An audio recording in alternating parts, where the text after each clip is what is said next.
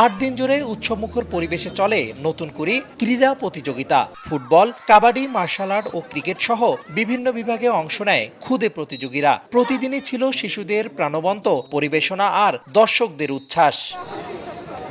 রোববার রংপুর জেলা স্টেডিয়ামে অনুষ্ঠিত হয় সমাপনী ও পুরস্কার বিতরণ অনুষ্ঠান। শিশু কিশোরদের সৃজনশীল প্রতিভা বিকাশে আয়োজন করা হয় ঐতিহ্যবাহী নতুন কুড়ি ক্রীড়া প্রতিযোগিতা। জেলার বিভিন্ন শিক্ষা প্রতিষ্ঠানের 12 থেকে 14 বছর বয়সী 3 শতাধিক কিশোর কিশোরী ক্রিকেট, ফুটবল, সাঁতার, মার্শাল আর্ট, দাবা, ব্যাডমিন্টন, অ্যাথলেটিক্স ও কাবাডি প্রতিযোগিতায় অংশ নেয়। চূড়ান্ত পর্ব শেষে নিজেদের প্রতিভার ঝলক দেখানো বিজয়ীদের হাতে তুলে দেওয়া হয় ট্রফি, সনদপত্র ও উপহার। পুরস্কার পেয়ে উচ্ছ্বসিত খুদে প্রতিযোগীরা। তাদের প্রত্যাশা, এমন আয়োজনের মাধ্যমে আরো বড় পরিসরে নিজেদের প্রতিভা তুলে ধরার সুযোগ তৈরি হবে। আমি নতুন কুড়িতে জেলা পর্যায়ে চ্যাম্পিয়ন হয়েছি। আলহামদুলিল্লাহ, আমাকে অনেক ভালো লাগতেছে এবং বাংলাদেশ সরকারের এই উদ্যোগকে আমি মন থেকে স্বাগতম জানাই। সামনের দিনে বিভাগে খেলে ইনশাল্লাহ আমি চ্যাম্পিয়ন হতে চাই। আজকে আমি অনেক ভালো খেলেছি, এর কারণে আজকে আমি ম্যান অফ দ্য ম্যাচ হয়েছি। আগামীতে আমি একজন ভালো প্লেয়ার হতে চাই, ন্যাশনাল টিমে খেলতে চাই, এটা আমার স্বপ্ন।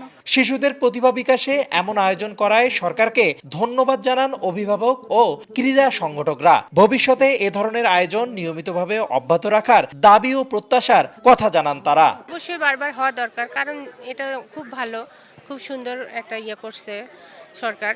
তারপর হচ্ছে আমার ছেলে আসছে, আমি খুব এক্সাইটেড।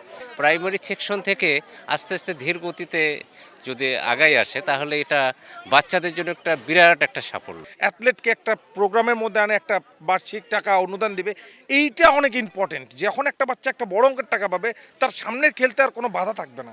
মাদক ও জুয়ামুক্ত সমাজ গড়ে তুলতেই খেলাধুলার মাধ্যমে তরুণদের ইতিবাচক কর্মকাণ্ডে সম্পৃক্ত করতেই এমন আয়োজন জানান জেলা প্রশাসক। নতুন কুড়ি স্পোর্টস, এটা মাননীয় প্রধানমন্ত্রীর একটা উদ্ভাবনী উদ্যোগ। তারা যাতে একটু মাদক থেকে দূরে থাকে, তারা যাতে অনলাইন জুয়া থেকে দূরে থাকে, এখান থেকে হয়তো আমরা বিভাগের চ্যাম্পিয়ন পাবো এবং বিভাগ থেকে আমরা এটা এক পর্যায়ে জাতীয় পর্যায়ে চ্যাম্পিয়ন হবে। গত 2 মে সিলেট জেলা স্টেডিয়ামে ব্যাপক উৎসাহ উদ্দীপনার মধ্য দিয়ে নতুন কুড়ি স্পোর্টস 2026-এর উদ্বোধন করেন প্রধানমন্ত্রী তারেক রহমান।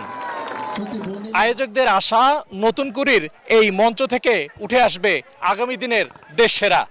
রংপুরের জেলা স্টেডিয়াম থেকে রেদওয়ান হিমেল, সময় সংবাদ।